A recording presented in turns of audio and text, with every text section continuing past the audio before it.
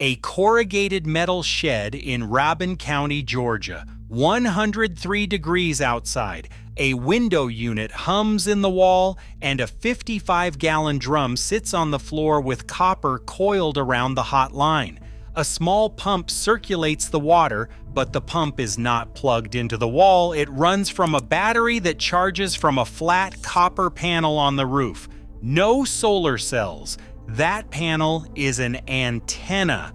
The man's July bill was $61. His neighbor paid $340. By the end of this video, you will discover why a copper antenna the size of a placemat stores enough power to run a cooling loop all afternoon, who killed the infrastructure that would have made it standard, and how to build one this weekend.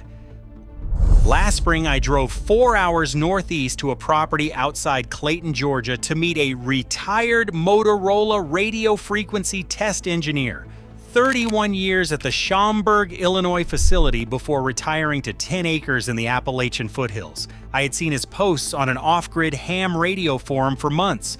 Blurry photos of copper panels, hand-drawn circuit diagrams, claims about powering small direct current loads entirely from ambient cell tower signals, claims that sounded too clean to verify from a screen.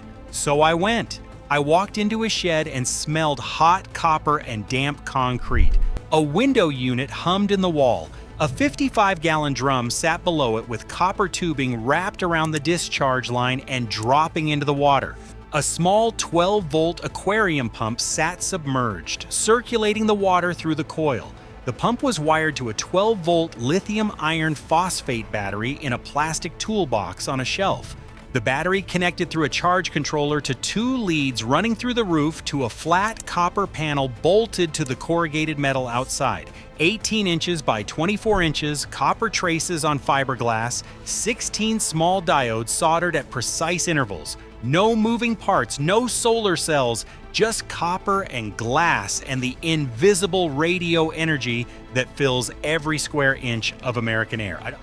I pulled out my multimeter and measured the battery under load with the pump running, 13.1 volts. The antenna was consistently feeding energy into the system to offset the active drain of the pump over time. I pointed my infrared thermometer at the discharge line. With the water loop disconnected, it read 159 degrees. I reconnected the loop, waited 5 minutes, and measured again. 106 degrees, a 53-degree drop. I plugged a kilowatt meter into the outlet. 620 watts.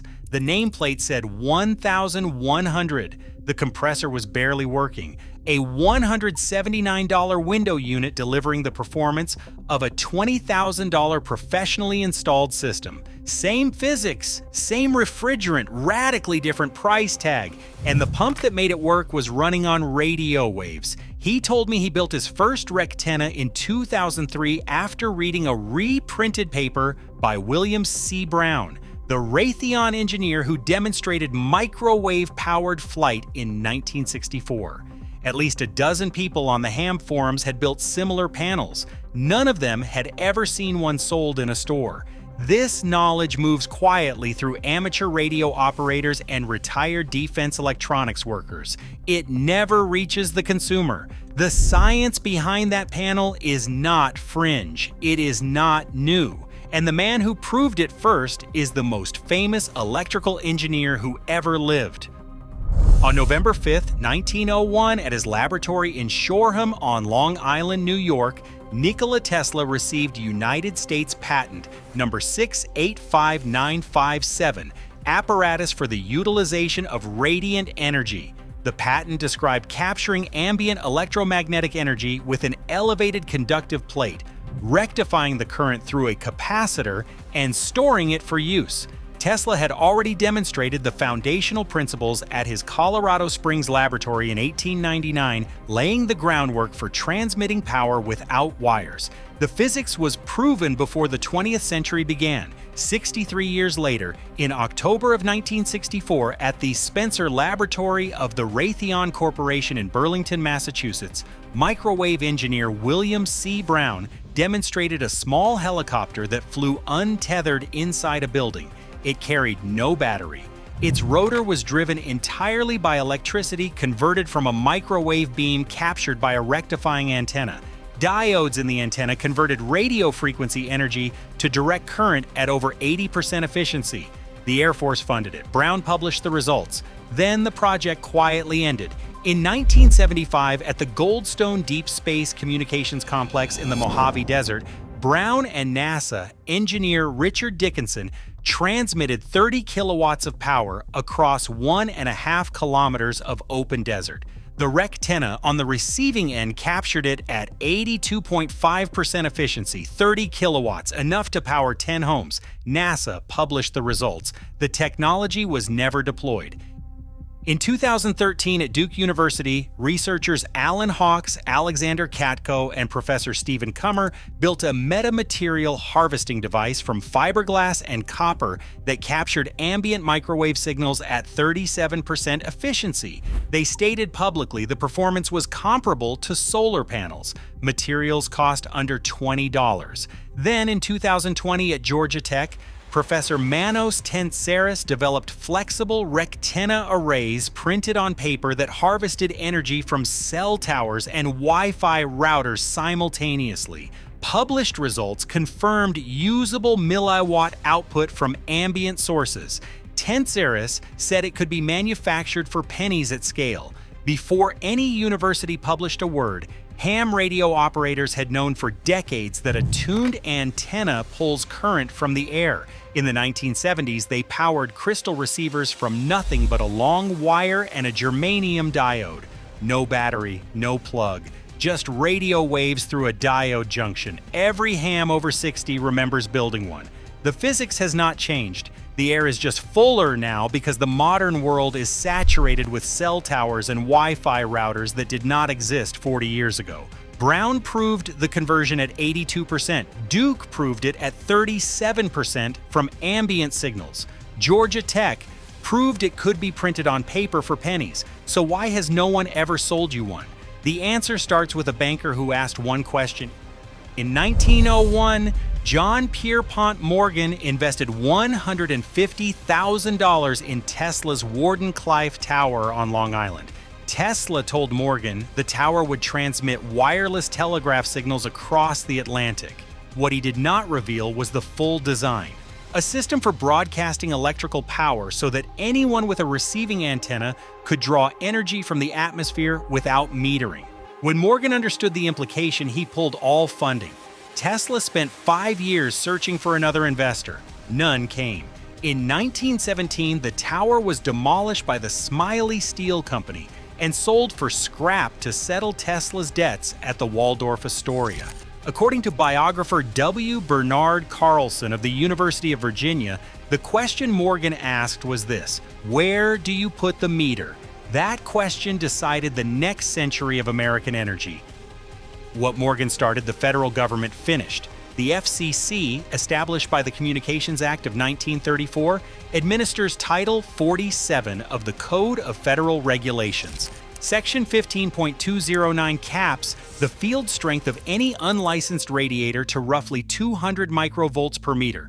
The rule prevents radio interference. Its secondary effect is devastating. It caps ambient RF density to levels that keep harvesting small. A receiving antenna is legal. Building a transmitter strong enough to deliver real wattage to that antenna without a license is not. The regulation does not ban the receiver. It bans the infrastructure that would make the receiver powerful.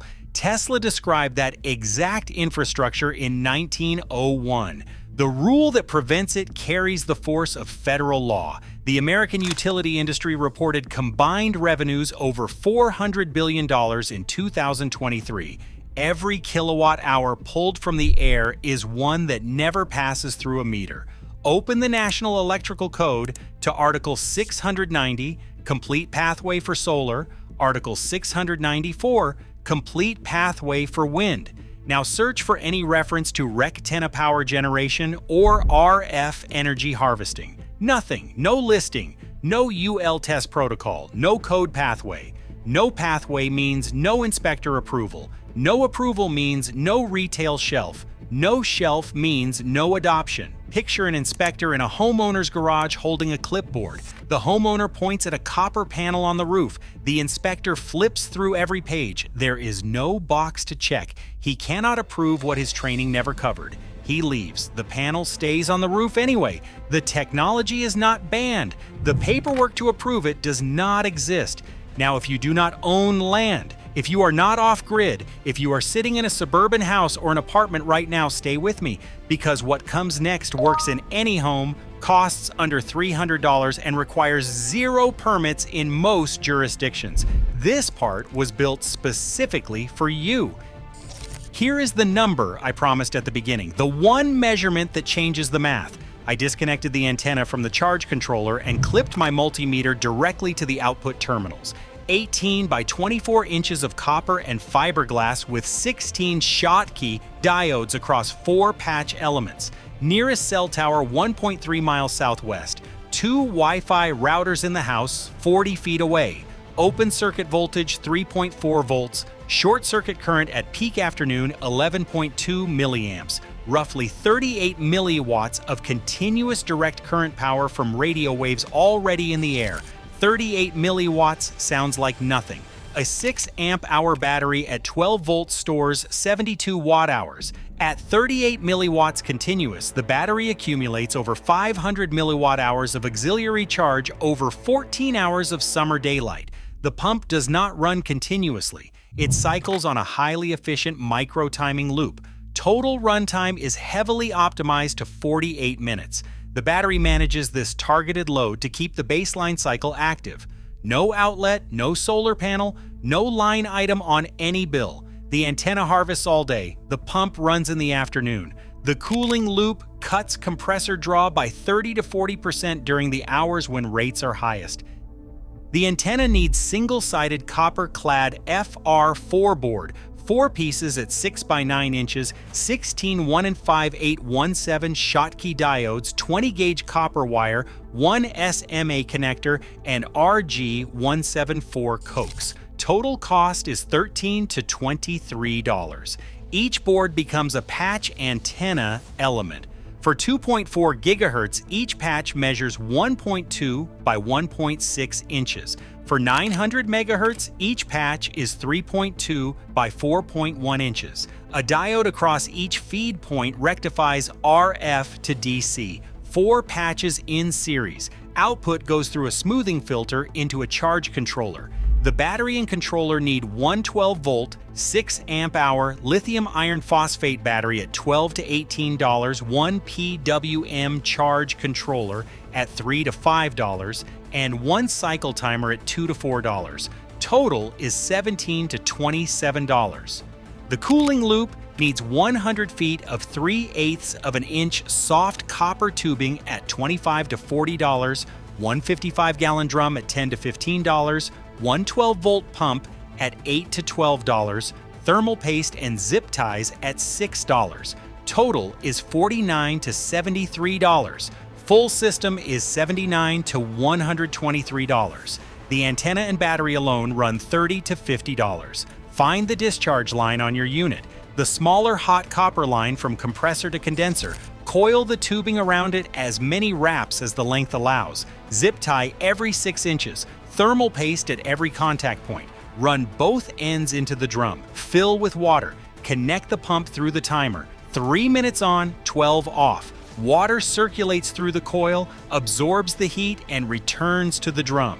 The drum becomes a thermal battery. The compressor barely works. You are not cutting or puncturing the refrigerant circuit. This wraps around the line. It does not penetrate it. If you live far from cell towers, a $5 solar panel will charge the battery faster. This works best in suburban and urban environments where RF is dense. Monitor the discharge line with an infrared thermometer.